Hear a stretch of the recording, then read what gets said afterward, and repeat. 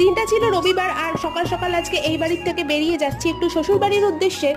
আর শ্বশুর বাড়ি যাওয়ার আগেই দেখো গরুফাড়ি থেকে একটু নিয়ে নিলাম জাম আর এখান থেকে নিয়ে নিলাম কেজিখানেক লিচু। তার কারণ একটাই, কারণ শাশুড়ি মা আমার কাছে খেতে চেয়েছিলেন লিচু।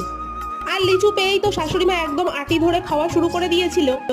তারপর শ্বশুর বাড়িতে ঘন্টা দুয়েক মতো সবার সাথে টাইম কাটিয়ে সোজা চলে এসেছিলাম আমাদের বাড়িতে, কারণ ও বাড়িতে এতটাই গরম মানে 1 মিনিটও থাকা যাচ্ছে না, কারণ ওই বাড়িতে এখন আমাদের ঘরটা এসি লাগানো হয়নি।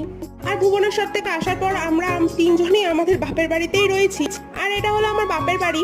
ফাইনালি 2 বছর পর এই বাড়িটা পুরো কমপ্লিট হয়েছে। বাপের বাড়ি বলবো না, এটা আমার নিজেরই বাড়ি। আমি বাড়ি এসেছি দেখে বিকালবেলা বোন আর বোনের মেয়ে আমার সাথে দেখা করতে এসেছিল। এটা হলো আমার বোন। বোন বাড়ি এসে দেখে দুই বোন মিলে চলে গেছিলাম আমাদের পাড়ারই একটা দোকানে সামান্য কিছু কেনাকাটা করতে। আর ফেরবার সময় নিয়ে ফিরেছিলাম একটু বিরিয়ানি রাতের ডিনারের জন্য। ব্যাস, আজকের ব্লগটা এ পর্যন্তই। যদি ভালো লাগে আমার চ্যানেলটা সাবস্ক্রাইব করে দিও আর ভিডিওটা একটা লাইক করে দিও।